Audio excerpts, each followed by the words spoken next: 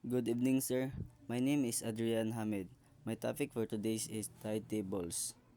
Tide tables are initial for seafarers as they provide crucial information for safe and efficient navigation, especially in coastal areas and waters with significant tidal range. Here's why. Navigational safety. Knowing the predicted time and height of tide is essential for avoiding grounding.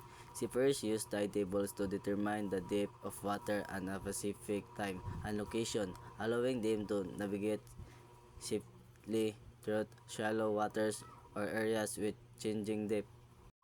Passage.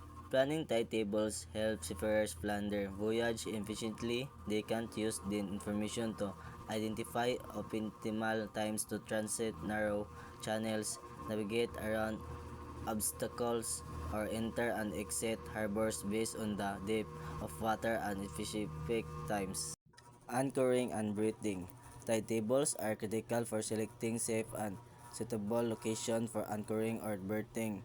Seafarers need to consider the tidal range and the depth of water at low tide to ensure that their vessel have enough clearance and can safely anchor or berth without grounding. Currents and tidal flows.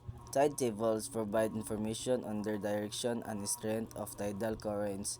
This information helps seafarers anticipate and adjust their course to avoid potentially hazardous currents or to maximize the efficiency of their journey by utilizing favorable currents. Weather forecasting.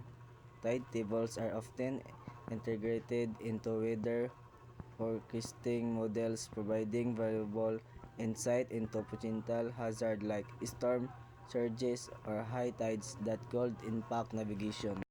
In short, tide tables providing seafarers with the critical information they need to make informed decisions about their voyage, ensuring their safety, efficiency, and success in navigating coastal waters. That's all, sir.